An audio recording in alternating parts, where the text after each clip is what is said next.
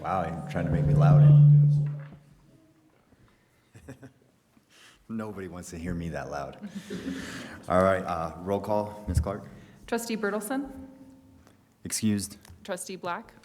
Here. Trustee D? Here.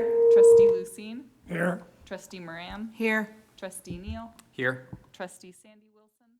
Here. Trustee Sarah Wilson? Excused. All right, we'll stand for the Pledge of Allegiance, please.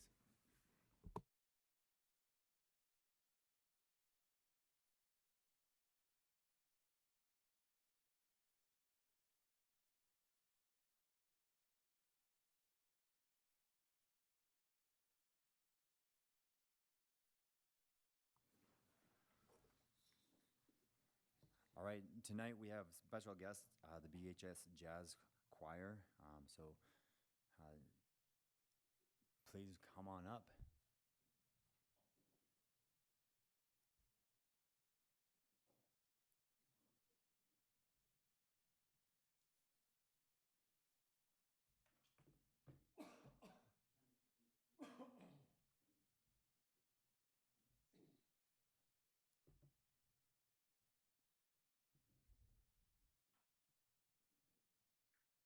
And then Mr. Malchek, whatever you have and want to present. I don't know if you want a mic or just speak up is fine as well, I think. Okay, thank you.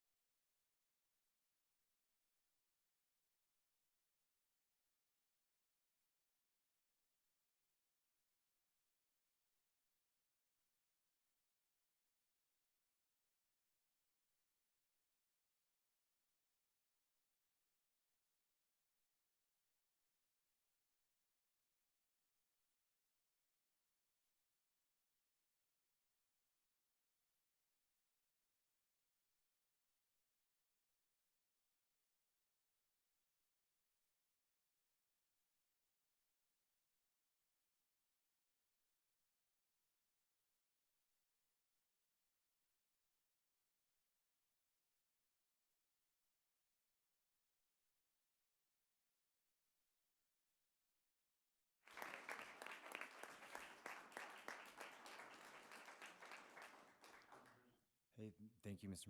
Malchek, as well as the jazz choir from BHS. Your guys' national anthem was great, amazing, much better than that canned one that I hear at like basketball games and volleyball games. So if there's some mechanism in this world where somebody could record that and provide that to those events when other people can't be there, I think that would be pretty amazing. So, but again, yeah, appreciate you guys coming, sharing your time with us tonight. Sorry for the bad pun. Have a great night.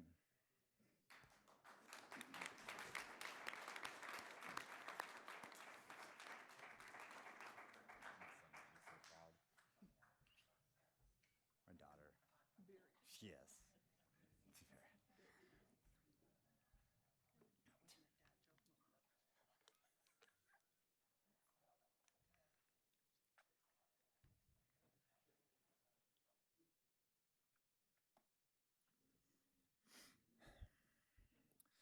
Welcome to the October 13th Bozeman School District Board meeting. Thank you for joining us. Public comment will be taken throughout our meeting on agenda and non-agenda items. During public comment, no member of the public will be allowed to comment on contested cases, other adjudicative proceedings, or personnel matters. The public portion of this board meeting are being recorded in accordance with District Policy 1420 and Section 2-3-214 MCA. By remaining in this meeting, all participants and attendees acknowledge they may appear on the recording, which will be placed on the school district's website for a minimum of 1 year from today. Further instructions about participating will be providing throughout this meeting. Before we engage in the business of the board, I would like to share the core purpose of the Bozeman School District, which can be found on the back of our nameplates and on the wall to my left. It reads, Bozeman Public Schools exist to ensure high-level learning for all students. As we gather this evening, the Bozeman School District acknowledges that we are on ancestral, traditional, and contemporary lands of indigenous people. The Gallatin Valley with its generous rivers, wildlife abundance, and soils was claimed by not claimed by any one indigenous nation, but used by many seasonal, including the Crow, North Cheyenne, Salish, Kootenai, Blackfeet, Bannock, Katota, Nez Perce, Flathead, Sioux, and Shoshone tribes. We honor these enduring presence, stewardship, and culture contributions to the region and the state of Montana. Today also marks Montana's first official celebration of Indigenous People Day, as enacted by the 2025 Montana Legislature. We join communities across the state in recognizing and celebrating the strength, history, and living culture of Indigenous people. Because community celebrations are taking place this evening, the district looks forward to welcoming local American Indian leaders and students at a future meeting of the Board of Trustees for further celebration of Indigenous People Day. All right, thanks for listening. We'll move on to student reports, the BSD 7 experience. So student reports. Who's excited to speak first? Yeah, all right. Thank you. Yeah. So Bridger Charter Academy. Hello. So recently in Bridger Charter, we have started our mentoring program. It's up in full running. I'm guessing you guys all know what that is because I've had speakers here before. And we also have started having Bridger centered talk times, which have been really fun. Our most recent one was Bridger Brunch, and it's one of our biggest turnouts of most of the school year. So it worked. It went really well this time around. With other Hawk Times, though, we are having a lower turnout, not Bridger Brunch specified, because students are focused on more academic Hawk Times, which is really helpful, and it's a really good representation of our students. And also, what is the holiday celebrations in the future? What does that mean? Oh, you can ignore it because Okay. it's addressed later. Okay, Sorry. never mind on that one. So the teachers' main goal has been getting to know all the new students and all the students they have had passed, which they want to know more about. And so that's been going really well. We're also trying to figure out the website that I think, did we create a website for? Yeah, BCA. it's in the making. Yeah, so we are making a website, and it's been kind of finicky, and it's been a little hard. So that's for like t-shirts, sweatshirts, and like more merch of Bridger Charter Academy. And then kids are also working to get their grades up to date and asking more about Hawk Times, which is a bigger increase from last year, which is really nice. And then, so we're also connecting with a group that I'm in called Big Sky Youth Empowerment.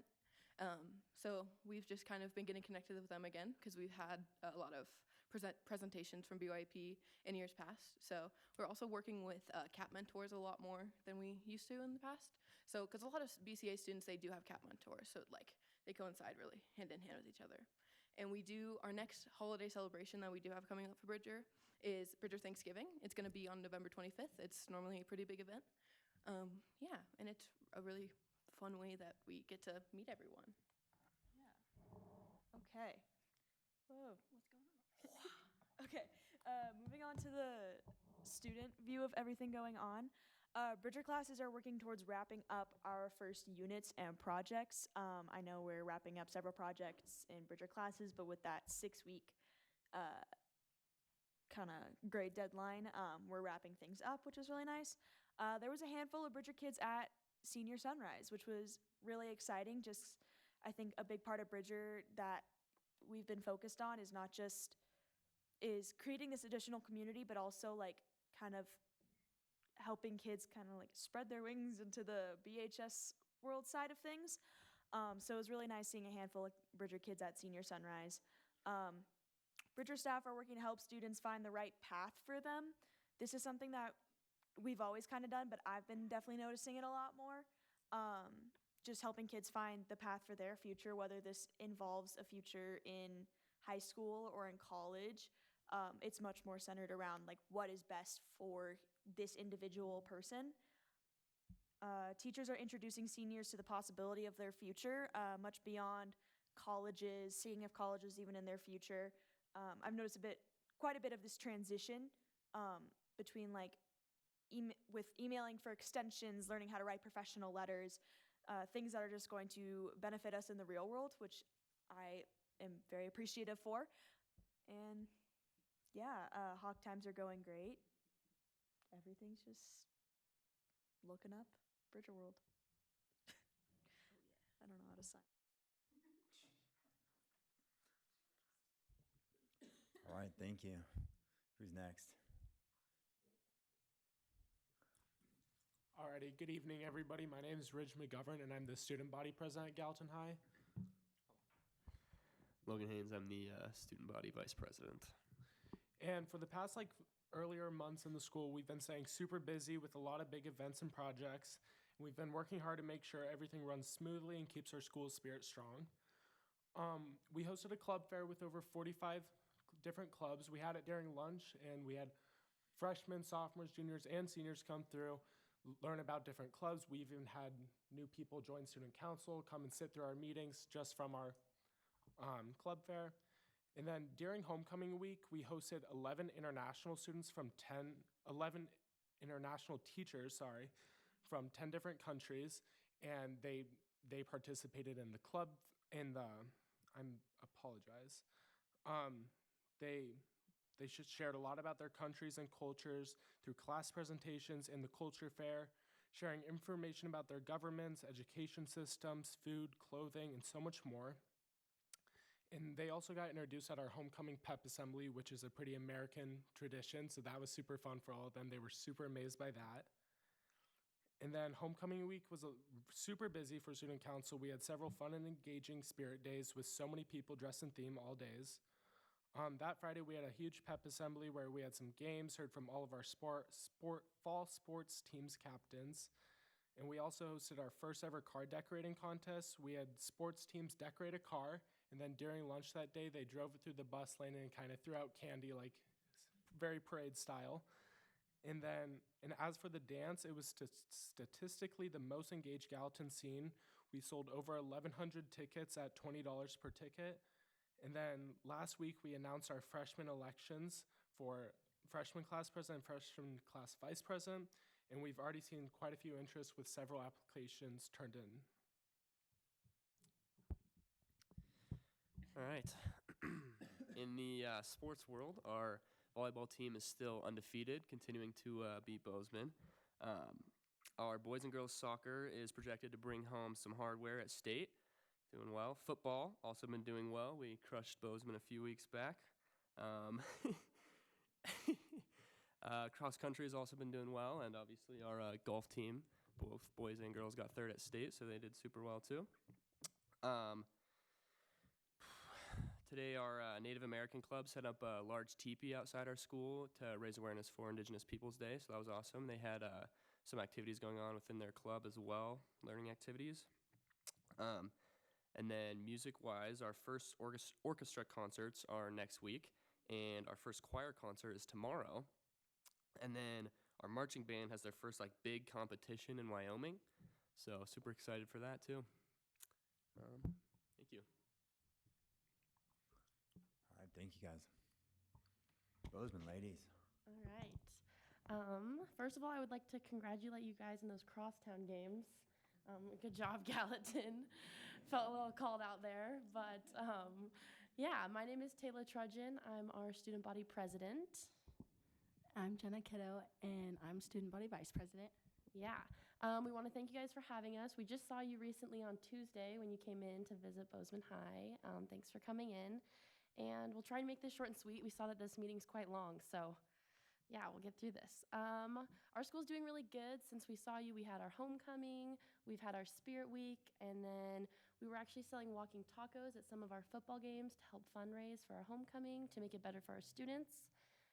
We've had lots of people come into our CCC to learn about colleges, and our CCC is really pushing to help people fill out those applications right now. Our CCC is our College and Career Center. And then we have teachers visiting actually from all around the world, which is pretty cool to see them walking through the school. Election Day coming up on November 4th. We have our Human Rights Club at Bozeman High. They're doing a big booth for that. I know Gallatin is doing something too, which is awesome. And then we had our senior sunrise that went really well. It wasn't too cold yet, which was good. We were a little bit worried about that. It was a few weeks ago. And yeah. All right. And then we have our freshman elections coming up, and we have a lot of freshmen that are wanting to join student council. We have 9 applications already in, so that's really exciting that a lot of new freshmen want to get involved at the school. And then we also have some Halloween events coming up. We are doing our club fair a little bit later in the year, and we're making it Halloween themed so that everyone can theme and get candy out to kids and help them be a little bit more engaged in their clubs. We are also doing a teacher costume contest, and so all of our teachers are going to be dressing up on Halloween, and we are going to be judging their outfits. And then sports-wise, football is 4-3, so pretty good. They're decent. Volleyball is 19-1. Unfortunately, our only loss is to Gallatin. And girls soccer is 4-3-2, and boys soccer is 8-1-1. And then golf girls just finished first at their state championship, at state. And then boys finished 5th at the state tournament. Yeah. And then cross country has been doing good. They have their state tournament coming up soon in a couple weeks.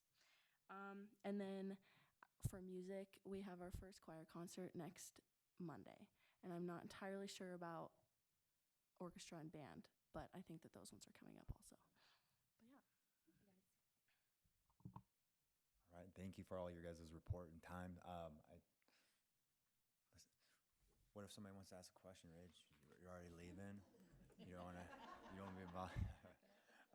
Is there any trustees that have comments or questions? Yeah, well, thank you all for your reporting. It's always good to hear those. I have 2 questions, if that's okay. I'm curious about the student enrollment at Bridger Charter Academy, if you know how many students are in school. So this year we've had one of like the highest student enrollments in the past several years, which is amazing. As of the last school board meeting, almost 140 students were enrolled in BCA. Likely give or take a few because it's been a month. People are transferring in and out, but 140 is our most recent number, which is a lot more than previous years. That's good. Thank you. Then a question for Gallatin High. What did you learn from the international teachers about their thoughts of our system compared to their system? They were super surprised about everything we were doing. I was in culinary, and some of the teachers were so surprised that we were making snickerdoodle cookies. None of them had one, so they were super delighted by the fact a snickerdoodle cookie exists. And through the culture fair, that was something so they could share their culture. It was really good learning experience for us students. I know some classes took individual time to go down in there, and then others just passing by. But all their cultures completely different all around the world. We learned a lot of different things from them.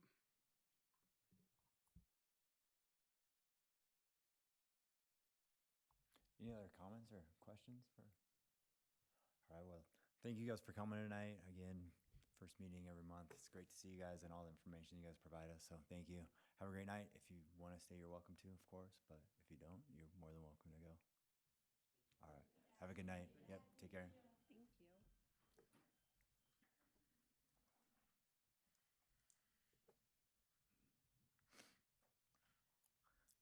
All right, up next is recognition and awards.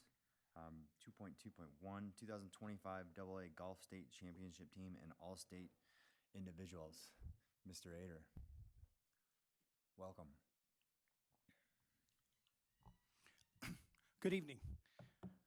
Just real quick, I'll introduce to you, we'll have Matt Clark from Gallatin High go first, Coach Clark, and then Coach Nelson from Bozeman High. Our golf teams had an extremely successful season. We're talking about the state awards tonight. Our boys and girls both went 1-2 at divisionals, so they were at the top all year long. So just wanted to make sure we knew that. A great season for our golfers. At this time, I'm going to turn it over to Matt Clark from Gallatin High.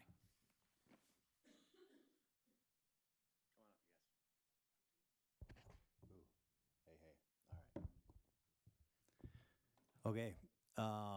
Thank you for having us. I got Cora Rosanova here, one of our coaches. We're blessed to have her on in the program.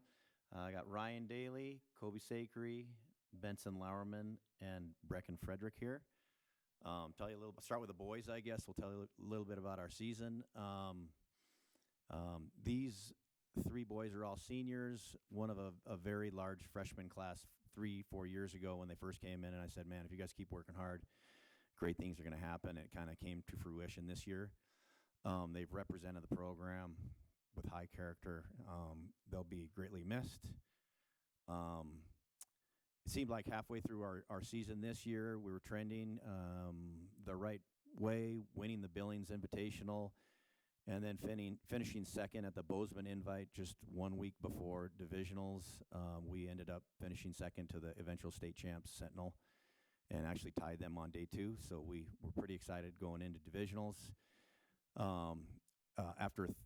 It's 218 rounds at divisionals. After 34 holes, our boys were in first place, eventually finishing runner-up to a very talented Bozeman High team. So congratulate them. We were, however, able to bring home some hardware at state, taking third. Again, these three represented our program and have represented our program, setting a high standard and leaving a legacy behind for another 19 returners next year that are chomping at the bit to play varsity golf. So I wanted to thank them for that. I think that's our third boys trophy in our short existence, which is pretty impressive. Brecken is just a sophomore. She was our team captain this year. She was our one returner from last year's state champ team. We graduated 4 seniors. And to be honest with you, I didn't know what to expect coming into this year. I didn't know who was going to be on the team. And again, halfway through the season, it seems like we've kind of found our stride and started making a name for ourselves, competing at a high level with 34 holes at divisionals. Our girls were in first place and eventually ended up finishing runner-up to a very talented Bozeman High girls team. But at state, after that, all the best golf teams in the state were on the eastern side of the state. So I thought, man, we've got a chance to do some great things at state. And we eventually ended up taking third place at state and bringing home some hardware. And I think on the girls' side, that was our fourth school trophy. And so that's pretty impressive in our early existence, too.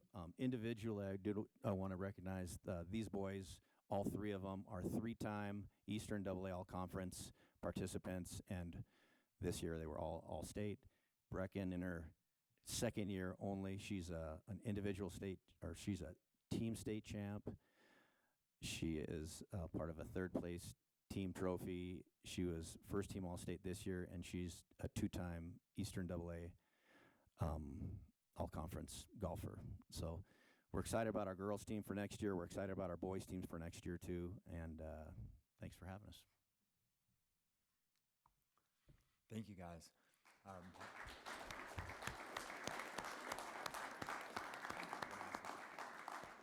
We might want to ask you guys some questions. Hey, I also want to congratulate the Bozeman High girls team. We run the junior golf tour here in town. And seems like I've seen you guys for 10 years. So what a great group of girls. Super proud of what they've accomplished. So props to them.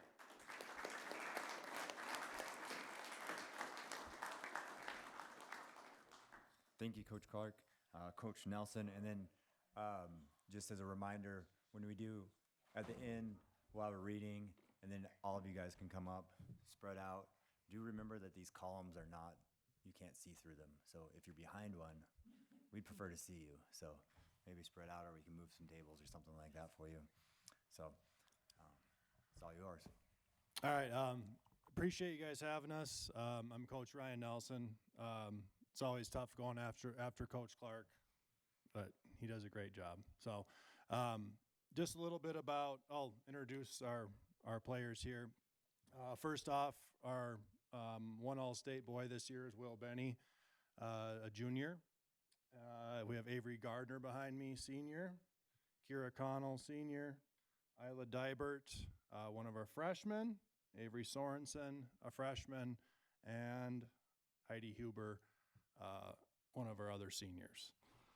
Just real quick thanks to Coach Ader, Michelle Hostetler in the office, they do a lot behind the scenes, support, that kind of thing. Our admin, Dan Mills, fellow teachers were gone a lot for school.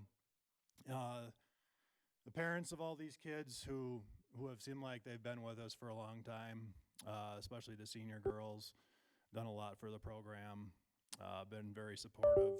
And then, last, the players, just for all the hard work they've put in over the years. It's hard to believe that it's over for the seniors, but they had a great run, so really proud of them. Let's talk about our boys real quick. We graduated four senior boys who have had a lot of accomplishments over the years. Maybe they didn't have their best state tournament, but they won divisional tournament this year. They've been All-State in the past. They've won 2 divisional titles in their 4 years. We were lucky enough to get Will Benny here, who's just a junior. He was a golfer for us his freshman year, and then went out this year, fit in good with the boys, and had an awesome state tournament at a hard course. So it was pretty cool to have Will join us. So hopefully our senior boys will, have a lot of good memories. They accomplished a lot over the years. Let's talk about our girls team. They won state this year, which was obviously the goal for them.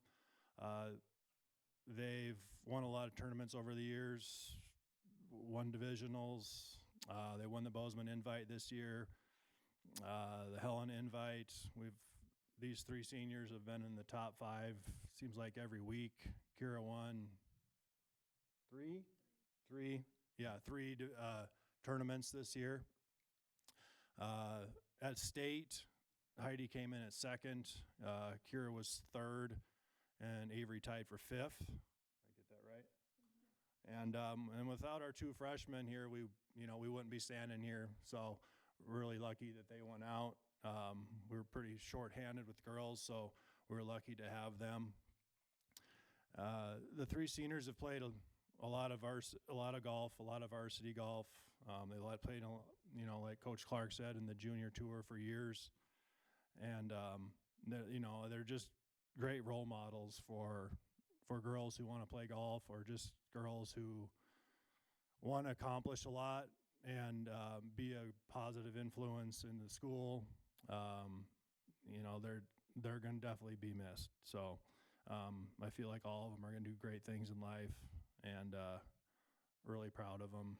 So thank you.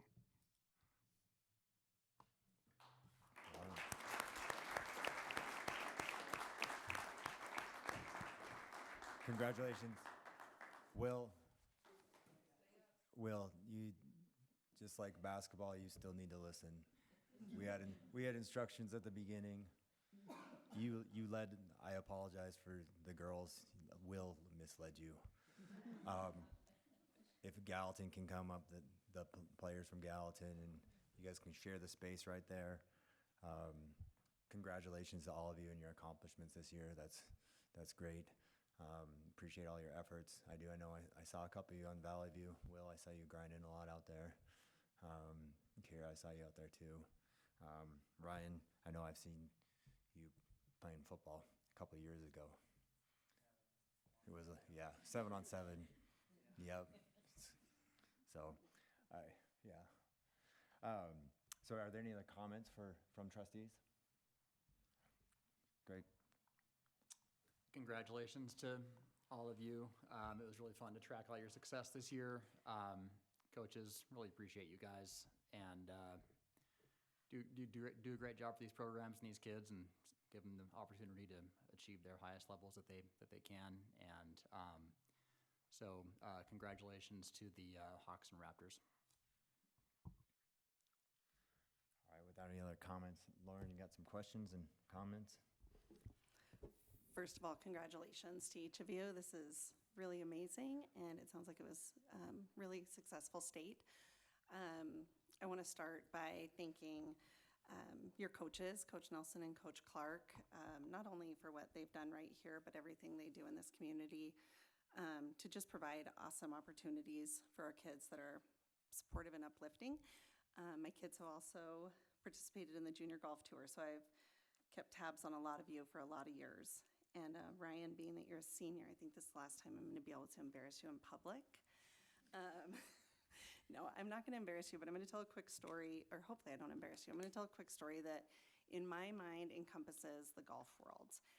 When Ryan and my oldest were probably 10 or 11 years old, they were in a tournament that they were actually too young for, or they were the youngest, too. And it was a 2-day tournament. At the end of day 1, my kid came off the course really bummed out because he had just outgrown all of his wedges. And we're not a golfing family, so I was like, sorry, buddy, I can't do anything tonight. Good luck tomorrow. You're gonna have to make it work. And we pulled into Bridger Creek Golf Course the next day, and Ryan walked up to my car with a set of wedges. And it was not lost on me that it was a competition. And that night, my son Holt said, even in competition, Ryan is a friend. And I really think of that when I think of the golf community. So that is stuck with our family, Ryan. And I think you're all incredible golfers, but what we also like to know is that you're going to be incredible people in the world. And so that is what I think of when I think of the golf community. So thank you to you guys and your coaches and your parents, because you really represent our district well. And with that, I also just have, real quickly, you don't need to listen to me talk, I want to hear you guys. Would each of you share a favorite golf memory? And then if you're a senior and you know what you're doing next year, no pressure, because I don't even know what I'm doing next week. But if you know what you're doing next year, if you want to share that also. Hello? No? Oh, yes. Maybe.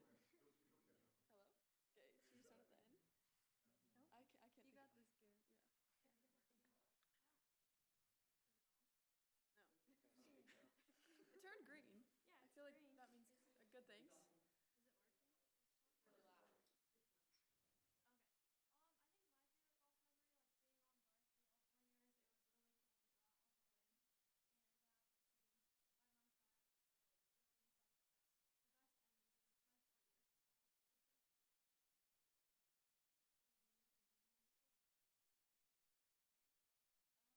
memory is probably like Gallic winning a bunch of different tournaments and pretty yeah, it's pretty good for my first year. So I'd definitely say winning divisionals is my favorite memory. We wanted to do that all year, and those seniors definitely special. I created great relationships with them.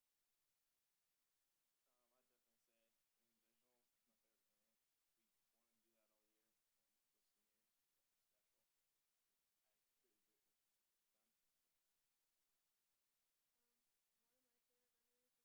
day of state and seeing that we won and that Heidi got second, and I remember just running to her so excited for her and for our team. That was pretty exciting. And then next year I'm going to MSU and I'm studying nursing. Yeah, I had the same favorite memory as Avery, even though it's cliche. I loved the second day of state and just having fun and playing the best that I could. And Avery almost like tipped over my cart. She ran up to me and I fell into my cart, but that was fun. And I think a side memory that we have to mention, because Bozeman would not be a golf team without it, is our theme song, which I'm surprised Will did not mention. But we listened to the same exact song. I've listened to it for 3 years. I don't know. I don't even know what it's called. Over 100 times, it has to be. Yeah. It is forever ingrained into my brain, and it doesn't even have like English words. It's just like huge beats, but that's always fun because the girls just we try to put on headphones and the guys are just yelling in the back of the band. So that's definitely something I won't forget. And I don't know what I'm doing next year. My favorite memory is just probably just like all the overnight trips and bus rides that we all just got to like spend time together. It's just really enjoyable moments. And then next year I'm going to college, probably out of state, studying business finance. My favorite moments is probably spending time with my teammates in the hotel room and going to the pool. And I don't know what I'm doing next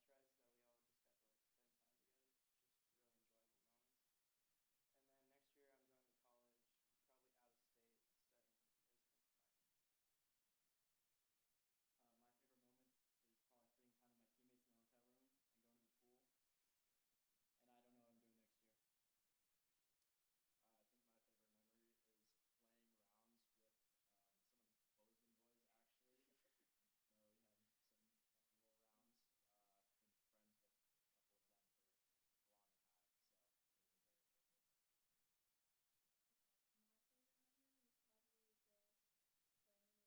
a long time, so they've been very enjoyable. My favorite memory is probably just playing with amazing people all cram into one, like I said, which is fun. Thank you, guys. Thanks for letting me put you on the spot. I'm now going to read this award.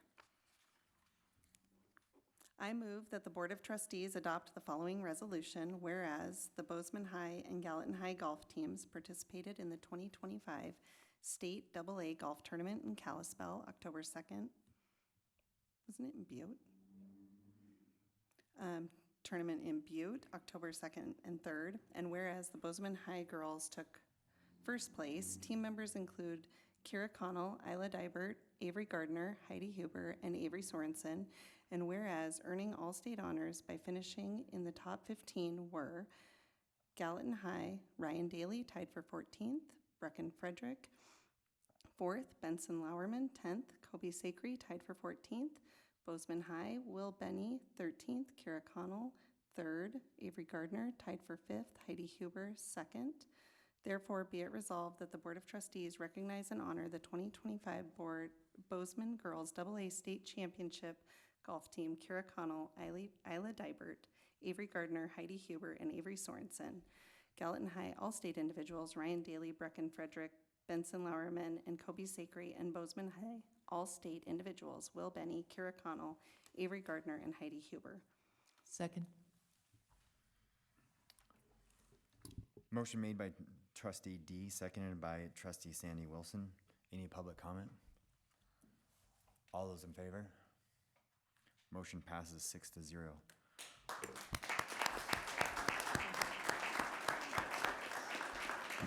All right, well, congratulations on their season, as well as to the coaches. Thank you for everything that you do for the players.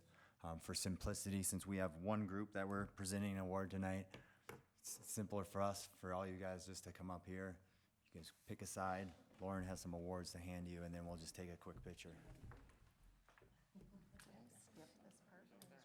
See you guys. I won't bite you. You're listening now? You're listening now? I'll put you on the spot. Benson. Yeah, help, Lauren? Make sure Kobe. Will. I handed them all to you. There you go. There's a couple more for me. All right, here goes. Avery, Oh, my bad. Sorry. Kira. All right. See.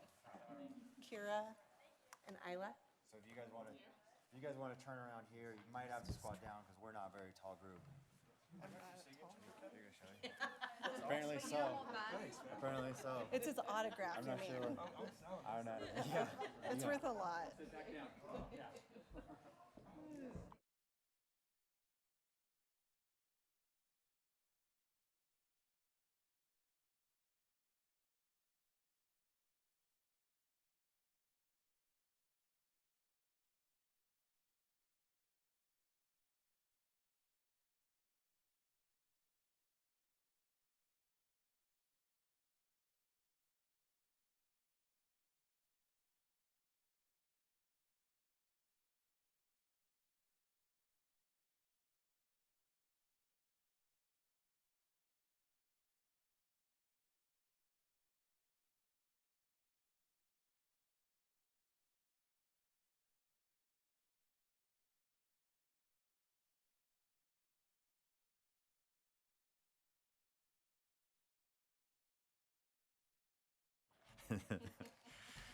All right, all right, next item is 2.3, Board Education, City of Bozeman presentation. Bozeman Water Adequacy Initiative Board. Deputy Mayor Joey Morrison and Sean Potts. Welcome. Thank you for having us. Floor is yours. Can y'all see? I don't know where things are happening. Usually there's a screen in front of us that we're also getting to see in real time. Yeah, thank you all for having us. First, I just want to thank you all for the work that you do. I know that folks sitting in elected office do not get credit enough, and I know that those seats are probably hard to sit in sometimes. And I know that y'all don't get thanked enough, so thank you for deciding to lead in this community and to step up. We're going to go through our presentation and then try to practice as much brevity as we can. There's some technical information that we want to make sure that gets covered and then be able to field any questions if you have any. Before we get started, I'll pass it over to Sean for an introduction as well. Good evening, Chair and Trustees. I'm Sean Coates. I'm the Utilities Director for the City of Bozeman. I manage the water, sewer, and stormwater systems. Of course, we'll be talking about water tonight. And my name is Joey Morrison. I have the honor of serving as the Deputy Mayor of the City of Bozeman. I'll be sworn in as the Mayor of Bozeman in January of 2026. And so a few preamble pieces. Man, I'm really handling this thing a whole lot. It's not we've got a long hoses to be able to move around on our desks. Some of the things that we want to make sure that we cover, why we're doing these things. We believe strongly that a well-informed electorate is essential for democracy to function properly. And this is an election that often, for one, municipal elections are often high information elections. Typically, folks that are voting are spending a lot of time researching candidates, researching ballot initiatives, levies, et cetera. And so we wanted to make sure that we got information out there from people that live and work and play in the laws that the ordinance, that the initiative is seeking to change. Consequently, we cannot take a position. We are bound by just being able to provide information. And so that's what our presentation will be covering tonight. So the WARD initiative stands for the Water Adequacy for Residential Development. It's gone by many other names in the press and in the paper, but really any of the things they're talking about, the ballot initiative that affects water rights, water adequacy, and ties it to affordable housing is all talking about this initiative. So a citizen special interest group gathered the signatures, put it on the ballot. To reiterate, this is not a policy that we, the city, created. This is coming from an initiative. It seeks to change city code to require developers who seek to use cash in lieu of water rights for development to provide affordable housing in order to access that program. So some of the things to talk about in the context of today in Bozeman, we're going to go through sort of two buckets, some water facts that Sean is going to walk us through, and then we're going to go through some housing facts and kind of the economics of what gets an affordable housing project online and where this might kind of step in and intervene in our ability to do that. So a lot of folks talk about the growth rate of Bozeman. It's slowed down significantly to 1.4%. After nearly a decade in the 3 to 4, sometimes month by month as high as 5%. And through a variety of different means within the city since 2022, we've built or gotten into the pipeline or under construction nearly 1,800 permanently affordable housing units. Over $120 million in subsidies was used to make these projects work, whether that was in form of tax increment financing resources, city dollars that help to finance the gap, or low-income housing tax credits, or a variety of other federal and HUD programs to help get those online. We often hear sometimes a vacancy rate being quoted at 12% for new construction. That doesn't apply to older construction. So consequently, we see a higher ability for renters to be able to negotiate on their rent. We also see the pressures to continue skyrocketing rents to have slowed down dramatically over the last couple of years. So to understand what the initiative is proposing, you first have to understand the city's water policy. So if you look at our current water policy, it was put in place in the early 1980s. For those history buffs out there, it was put in place because we breached the dam at Mystic Lake and found ourselves in water crisis at that time. So basically, what this policy does, it says that any development that comes to the city has to bring water to offset its impact.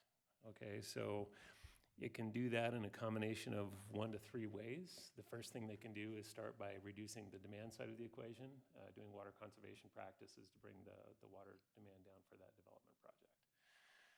The second option is for the remaining supply gap, that development can pay the city cash in lieu of water rights, and then the city uses that cash to buy the water rights for that project. The last option is that a development can bring usable water rights to the city, and that's particularly challenging, and I'll talk about that in a little bit. But historically, if you look at the numbers, 99% of the projects since the 1980s have used the city's cash in lieu of water rights tool. And there's a good reason for that. So what does the ballot language actually say? So the ballot language, it says, in order for a developer to be able to use this cash in lieu of water rights tool, they would now have to bring 33% of their product as affordable housing, meeting these AMI definitions, 60% or less of AMI for rentals, or 120% or less of AMI for purchase housing. This applies to all residential developments of 3 units or more. One thing I want to stress out there, there's been a misconception that this would not apply to single-family homes. It would, in fact, apply to single-family homes, that this part of the city's code for the cash in lieu of water rights has to be met basically at the subdivision phase. So if you have a 100-unit single-family home subdivision, that is, by definition, more than 3, so it would get caught by this language. There's one other element of the ballot initiative, in that is that currently the city code allows developers to do off-site water conservation programs and then get a credit for that back on their project. So an example of that would be if a development said, okay, I'm going to select an old 1970s apartment complex, talk to that apartment complex owner and say, I'll replace all your shower heads, I'll replace all of your toilets with low flow fixtures, and then I get a credit for that back on my project. So the ballot initiative takes that off the table, says development cannot do that. What does happen if this gets approved by the voters? So if we go back one more slide there we go. So again, access to that cash in lieu of water rights tool would become restricted to projects that provide 33% of their product as affordable housing. If a development does not want to take that option, their next option is to provide the city with usable municipal water rights. One thing I want to stress here is the professional that develops water rights for the city, that is a long process. That takes us about 5 to 8 years to develop a water right and the infrastructure associated with it. And the reason for that is we live in a closed water rights basin. So the state has closed all new water rights. You cannot apply for and get a brand new water right. So in order for the city to develop another water right, we essentially have to acquire old existing water rights and then basically retire those and create a new water right that we can use for a municipal purpose. So, if you think about the city's time frame for developing water, we can take that on, right? We've got that long-term view. However, if you think about, from a housing standpoint, housing development, you're typically talking, 3-4 years at the most. And so, beyond that, the risk gets pretty high. And the other thing that I'll say about, developing a water right, even as we go through those water rights applications after that 5 to 8 year process, we're not guaranteed to get a water right at the end of that process. So there's a lot of risk for us there.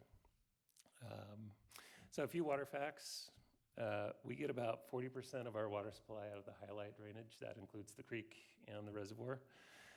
We get about 40% of our water supply out of the Bozeman Creek drainage, and then about 20% out of the Bridger Range, all surface water sources.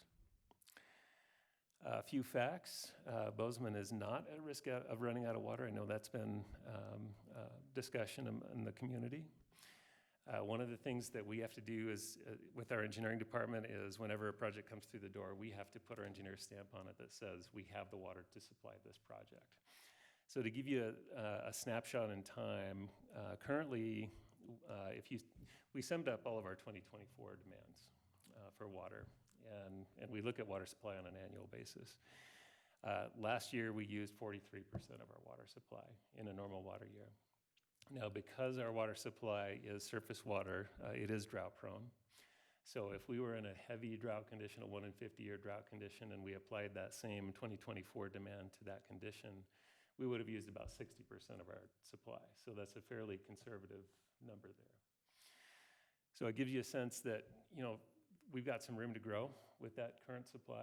But the thing that I really want to stress here is that this is a snapshot in time. We continue to develop our water conservation programs. We continue to develop our water supply programs. Our water conservation master plan, for example, we've got 18 measures outlined in that plan. We've implemented 11 out of the 18 measures. So we still have work to do yet. And then the other thing that I will say is we have a 50-year water supply plan called our Integrated Water Resources Plan that basically outlines our lowest hanging fruit. What do we go after next for water? So again, we continue to work on the demand side of the equation. We continue to work on the supply side of the equation.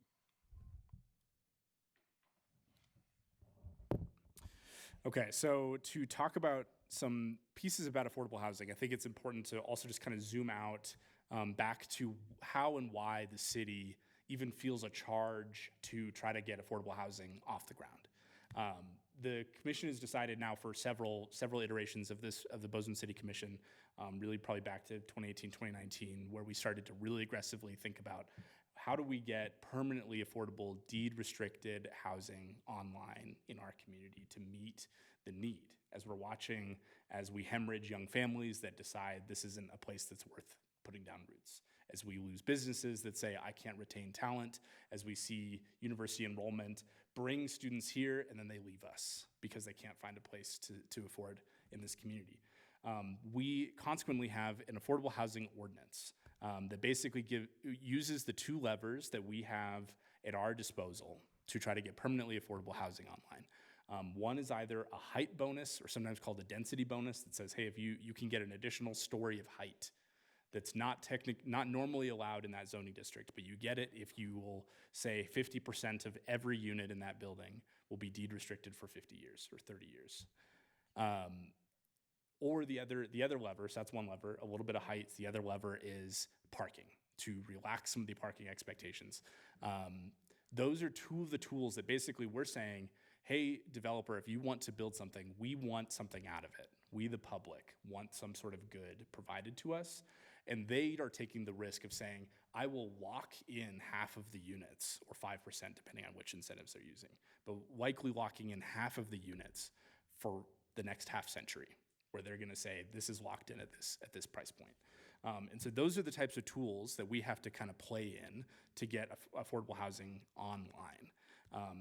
So one of the things that means is, well, one, I guess we want to make sure that it's just clear that the amount of effort that it takes to go in to get even any affordable housing projects online in the city, to be able to kind of talk about where this kind of fits in. So area median income, these are definitions that are provided by HUD. So these are county definitions. For the area median income in Bozeman has increased dramatically over the last 10 or 20 years. I'm sure that's no surprise to anyone here. Every single affordable housing project in the last 5 years has required some level of subsidy. There have been absolutely zero affordable units built in the city of Bozeman that did not require some sort of subsidy to get it online. Affordable housing is extremely expensive to build. Land, labor, materials, sometimes called lumber, so these 4 Ls, are increasing in cost, and so it's making it harder and harder and harder in our market of high demand to be able to get affordable housing online. The city has to, in order to get permanently affordable housing online, we have to work with public, private, and nonprofit partners to make that housing happen.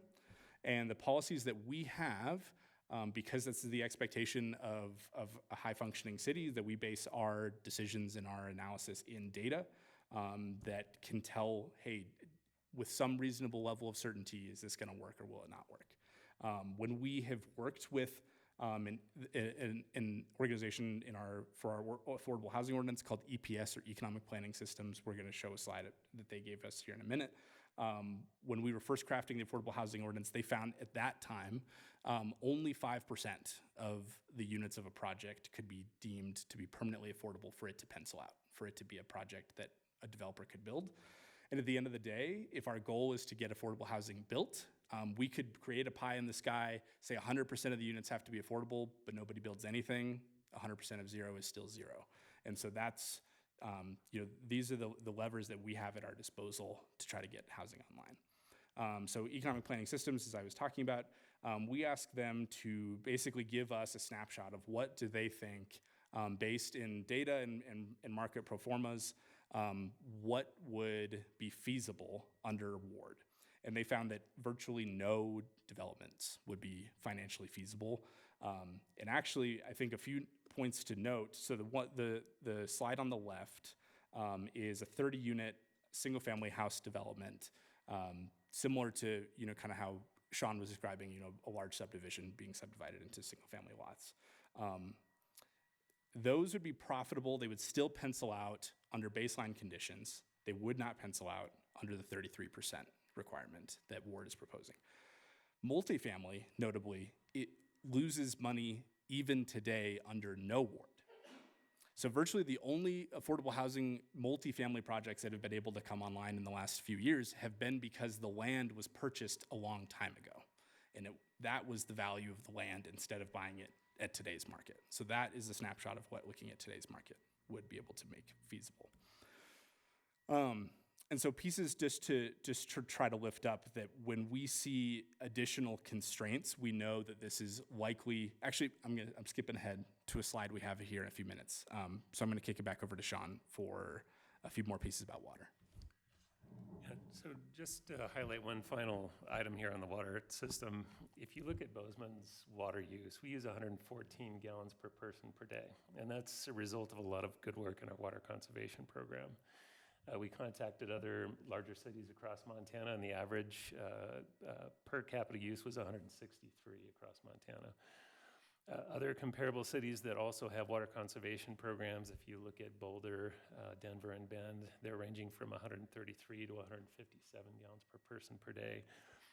If you look at this in a little different way, gallons per household per day water use, Bozeman is 188 gallons per household per day.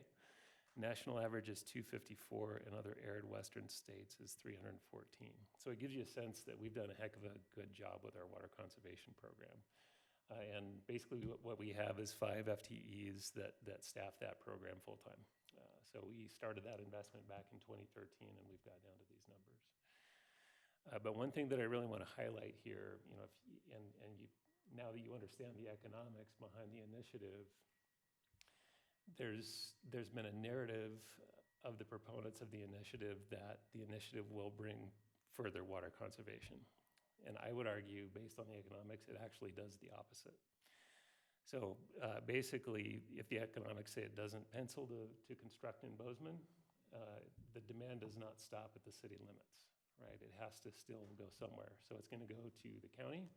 It will go to other surrounding communities where the water use is actually a higher per capita use. So I would argue that it actually increases water use in the valley. The piece that I wanted to highlight at the end of that previous slide was, I think we've heard in the public discourse around this of, you know, we've slowed down to 1.4% growth rate. We've got 1,000 units in the pipeline, a 12% vacancy rate. Like we've got time to play around and try these other mechanisms. And one of the things to stress is that Bozeman's at 60,000 people, which takes the wind out of the room in some spaces to grapple with 60,000 people living here. But a 1.4% growth rate of 60,000 is still about 800 to 900 people will move here this year. So that still means that our demand expectations from a few years ago of needing roughly 1,000 units to be built every year over a 5-year average is still pretty much true today. And so just to sit back and think of 1.4% doesn't mean we necessarily have that much time. There's no reason to believe that the units that we have in the pipeline or built right now are not going to be absorbed by the market quite quickly. As Sean was saying, I don't know if there's much more for us to reiterate here. It could limit the housing supply. The other piece to lift up is, so 1/3 have to be affordable, so the other 2/3, they have to be completely identical in the language. So a developer could not say, here's 1/3 that are, you know, timber, and then here 2/3 where it's marble countertops and gold enamel everything to offset the price. They have to be built identically and just charge additional cost to the 2/3 to compensate for the other 1/3. So that's basically the only way that a developer would be able to make this work, is basically putting an additional fee on the non-affordable units. So to reiterate some of the pieces that we are working on, and I guess you hit the county part. This is the housing crisis in our community and frankly in the United States is extremely challenging. Montana we're in a lot of ways quite behind most other states in terms of tools that municipalities, tools that counties have to be able to get permanently affordable housing online or to resource those through other means. We are consistently having those taken away. Even when I talked earlier of, hey, we've got these 2 levers for our affordable housing ordinance, the state basically took away one of those 2, of saying you don't get to use parking as a bargaining chip to ensure affordability anymore. So when we are thinking about these solutions, we at the city, we work as, I believe when we are in our best position, we are operating as a convener, bringing together local experts and local, the local talent that we have in this community and bringing them together. 2 of the ways that we are doing that is our Community Housing Action Plan, and one that Sean alluded to earlier of our 50-year water plan, our integrated water resource plan that we're in the process of redoing right now. These are the ways that we try to build the toolbox for the city to be able to deploy to get affordable housing online. So a few things to consider are the election's coming up. It's basically in 10 minutes. It's on November 4th. Ballots should be mailed out this Friday. You can check your voter status at voterportal.mt.gov. Great information for everybody. And if there's a few things that you take away from our presentation, know that these are the things that we feel strongly and stand proudly behind. It is unlikely that this initiative will result in more affordable housing due to the high costs and the 33% requirement. At this time, Bozeman is not at risk for running out of water. We proactively plan our water supply and emphasize water conservation to ensure current and future residents have access to water. Which I don't want that part to be said as though we are very flippant about our water. There's no city in the Rocky Mountain West that is not thinking constantly about water.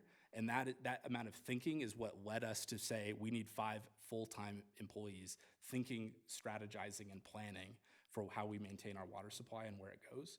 And most importantly, there's no silver bullet to make housing more affordable. Another regulatory barrier creates barriers to comprehensive solutions and the other tools that we need at our disposal.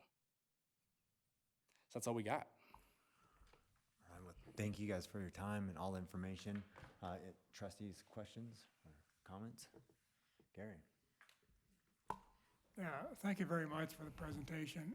If I read it correctly, the ward initiative would require a developer to get their own water rights to their project. How do they get their own water rights out of city water? Yeah, so they would have to get their own water rights if they were not willing to bring 33% of their product as affordable housing. So those are the two options essentially that would be left given the initiative.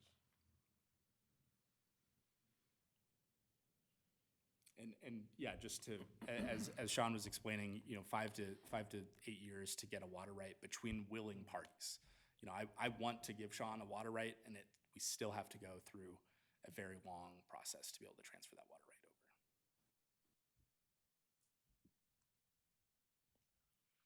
over. All right, any other questions or comments? Casey? It feels as if it has nothing to do with water nor affordable housing. It's an anti-growth policy. What would your take on that be? Like, we're closing the doors to the community. I would say, I've heard concerns from community members that is perhaps the intention of the outcome. What I can say is the policy, the folks that wrote it, wrote a policy brief. It's a little over 20 pages, where they document that perhaps growth would basically not be possible, that maybe development wouldn't be feasible. But it's throughout the language that they do want affordable housing to come online. Thank you. Greg. Can you just back up and clarify for me the process of the ward initiative? Where was it born from? How did it get on the ballot? How does that whole process work? Who were the people that came up with the ward initiative concept? Oh man. I can start a few pieces. You can finish it out if there's anything that I miss, or if I'm getting too far off of the compliance territory. So this is the way ballot initiatives work in Montana. So during years like this is a general election year. The ballot initiative folks that put it together, which is a mix of local members of Bozeman that have been here for a while. One notably, John Meyer, also running for mayor, is one of the authors. He tells us this every Tuesday. The process thereby is on a general election year, you have to get 15% of the voters that voted in the last election to sign your ballot initiative to make it onto the ballot. It then comes to the city of Bozeman, Gallatin County, to verify for form in compliance with the form standards put by the state. If it meets those and it gets the signatures, then it goes onto the ballot. And that's what's in front of us here today. There is a meeting from April 22nd where the city gives more of a position on this initiative.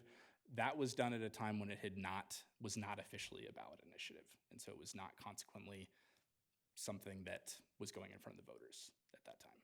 Is there anything that you'd want to add? No, I think you captured it. Oh, so just the process piece, since we're trying to be as clear as possible. They submit their ballot initiative to the city. The city attorney of the city of Bozeman works in that capacity to serve the Gallatin County Elections Office to verify for form. Then it can go get signatures. Then when it gets signatures, it goes on the ballot. I mix those up in order. Yep. Any other questions or comments? Mike, they had numbers up there. I thought you might like those. Were they good enough numbers or? Okay, all right. I'm involved in the chamber, and it's amazing to me how many groups are coming together based on a lot of the facts that you guys presented that usually don't talk together regarding the direction that what this might cause and the challenges that this might cause our community. My concern would be similar to what I heard here, and then definitely in other meetings as well, is just that the ability to create low-income housing. Where does that push it? We still live in the same beautiful place, and whether their address is a Bozeman, Montana, city of Bozeman one, or if it's Four Corners, which is still Bozeman. And I really believe in, since I'm in the commercial real estate business and development business, that people that are moving here more and more, the 10-minute or 15-minute drive no longer matters as much as it did 10 years ago, of that, oh, well, I want to be 5 minutes from downtown. They don't care as much anymore. And so the choice to develop and get a piece of land further out is not going to change. And the county doesn't have the same measurements in place at this point in time because they're dealing with other things than the city does. So I appreciate you guys' information and providing the facts from a city's perspective, and understand the line that you guys have to walk regarding communicating those things. So appreciate your time. Thank you very much. Yeah, thank you guys so much for having us. As we were sitting, getting ready to come up and present, I did feel a lot of envy for you guys. Like, y'all's meetings seem so fun. You start out with live music. If the jazz choir is not busy on Tuesday nights, we'd love to have them. But yes, really, really grateful for the opportunity, and really appreciate the opportunity to talk about these things with y'all. Thank you. You guys can aim for this. You guys can get there someday.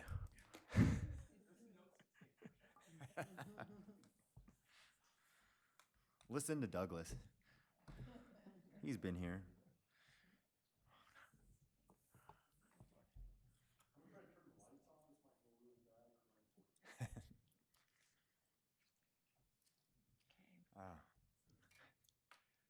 It wasn't just dark outside?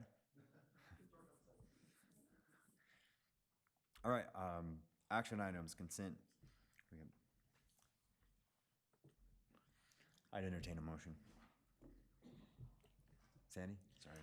I move that we approve 3.2.1, 3.4.1, 3.4.2, 3.4.3, 3.4.4 under action items consent. Second.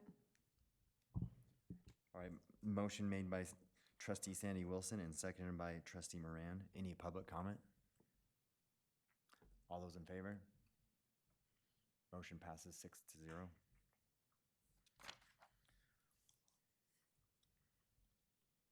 Board discussion. Committee reports. Casey.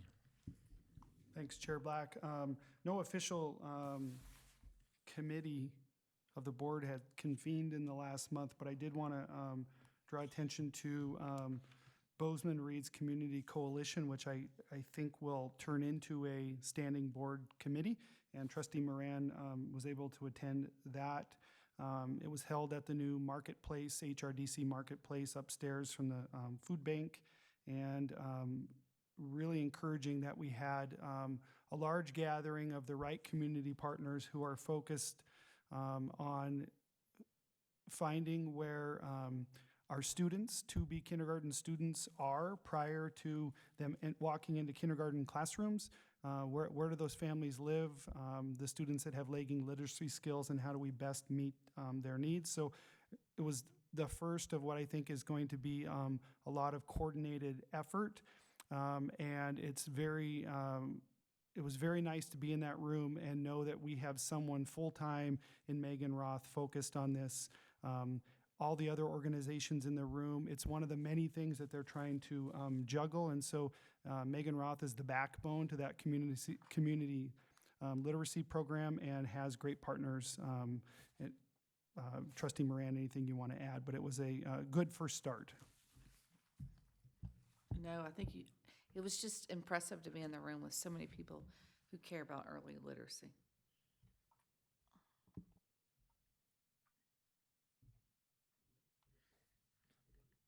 All right, is that it? Okay, thank you. 5.3, long-term baseball, softball facilities. Casey, you're back up. It wouldn't be a 2025-2026 school board meeting without a discussion of baseball.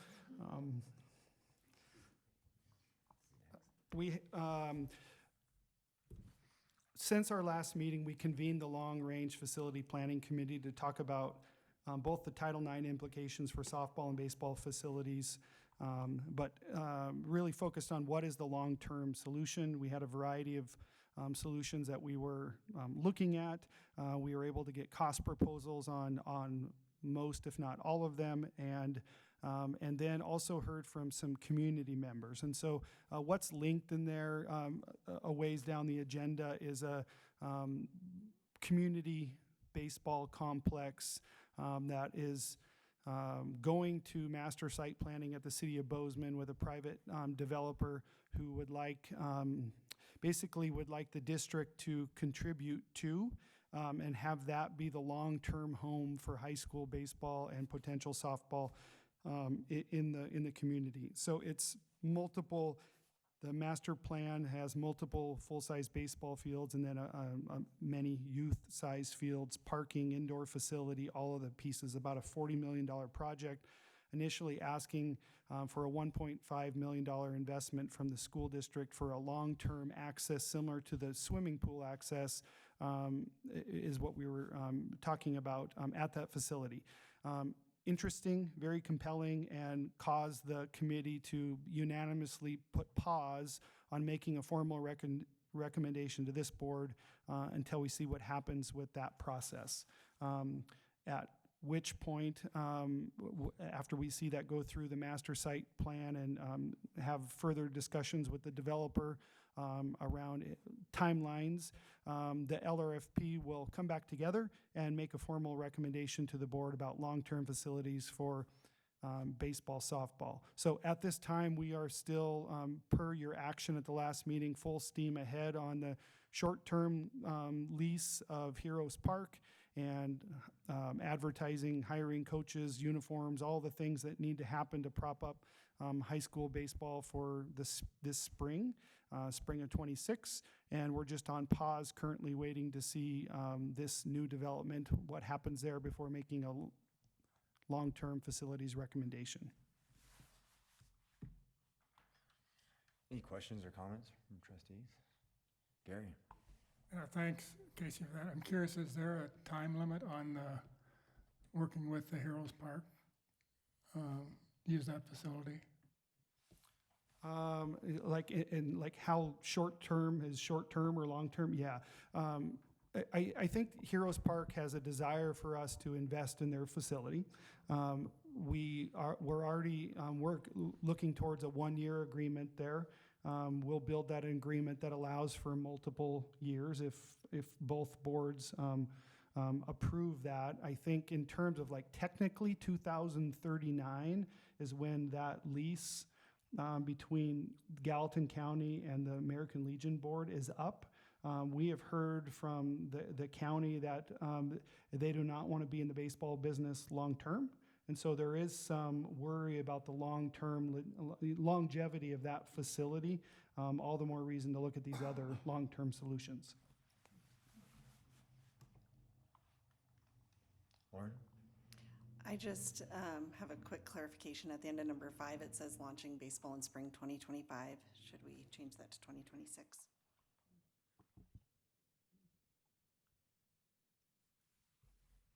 Yeah, let's do that.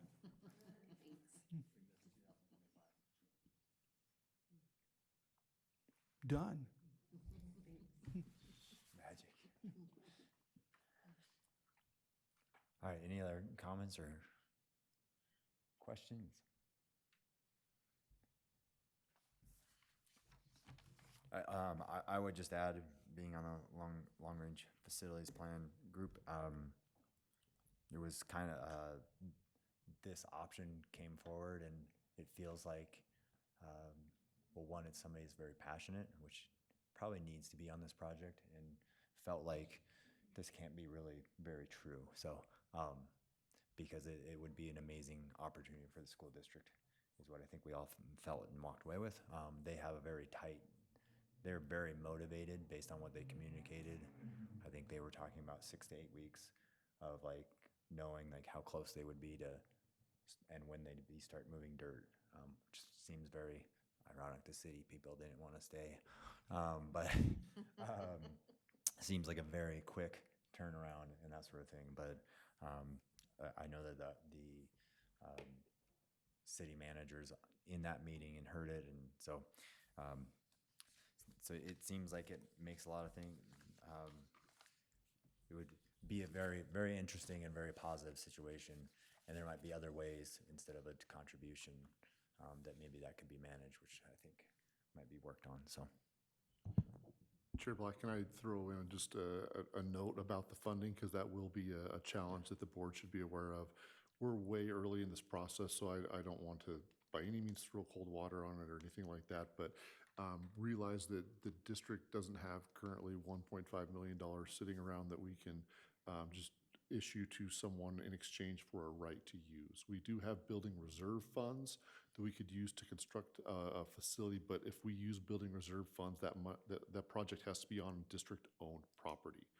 If it's not, whether it be a project at the city sports park, whether it be at Heroes Park, whether it be at this new proposal down the road on Oak Street, we can't use building reserve funds for that, so we would need to find alternate funding sources, preferably that didn't compete with our core purpose, to come up with that funding. So it's a challenge, it's a hurdle we'll have to overcome if this ends up being the direction we choose to go.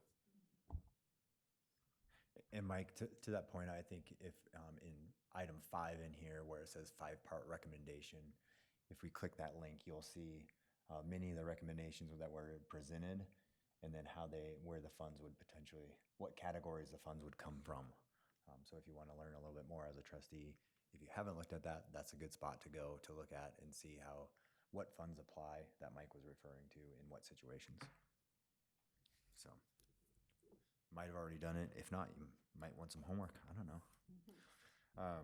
All right. Next item, public comment on non-agenda items. Erica, Dan, you guys public tonight? No? All right. All right, seeing none. Moving on, reports. Executive Cabinet report. What's being passed out was in my parent communication this week, but whenever we find good news, we want to make sure we celebrate along the way. So the 2023 legislative session produced House Bill 352, which was targeted early literacy. Now it's called targeted early intervention because there's a numeracy component. What we have found, and that we knew to be true in research, is that early intervention really, really works. And so what this shows you is last year we started the first 4-year-old targeted early intervention program at Morningstar Elementary, served about 72 students. We wanted to make sure that we were clear about what assessments we were using. Students getting into that into that program had to show lagging literacy skills on any of the subtests on the Pelley assessment. When you put all the subtests together, you get the composite score. We didn't restrict kids getting into the program on their composite score. It was on any of the subtests. So we didn't really have composite scores for those kids entering. That's why you have an NA there in the fall of '24. Those 72 students do a 4-day-a-week program at Morningstar Elementary. We assess them at the end of the year. 66%, 2/3 of that population proficient on their composite score. Then you fast forward, they go to summer break, they come back as kindergartners. The N gets smaller from 72 to 58. Not all those students are enrolled in our kindergarten. Some of them moved away. Some of them are going to other schools with open enrollment, variety of circumstances. But you take 58 of them who enter our kindergarten classrooms. They go through the fall assessment with all their peers. They come in at 71% proficient. We're doing some analysis on the rest of the cohort. But this cohort, it seems, at this point in time, 58 students who is defined by their lack of literacy skills is more proficient than the average cohort coming into Bozeman Public Schools. So pretty exciting. We've also done some work that this seems to be pretty sticky, that it happens during their 4-year-old year, and then they show up as 5-year-olds after a summer and they're still proficient. We'll watch that. If that continues to be sticky, this intervention alone, if we can go out and find all 150 students that enter our kindergartens on an average year that are not proficient, get them a year early in our 4-year-old programs, we completely close our achievement gap and have an over 91% proficient by the time our kids are in 3rd grade. So it's a pretty unique thing that when the legislature put some money towards something and we implement it with great community partners and then get the results, not 5 years down the road or build it over time, but immediate results. It's kind of why I do this job. Makes me excited.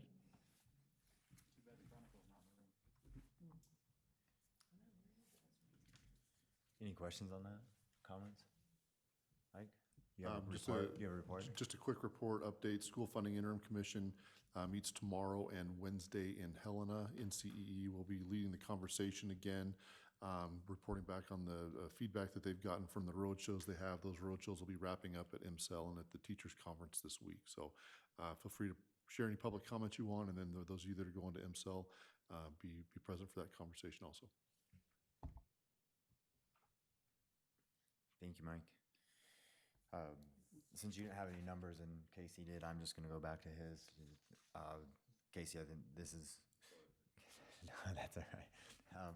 This is great information, and I think, like you said, seeing the results so quickly and the impact is something that we don't always have the opportunity to do. We implement something that takes a little bit more time than maybe what people want to see or whatever, but this is, I think in a large school district, this is relatively immediate, and so good work by everybody that's been involved. Thank you. Any other executive cabinet reports?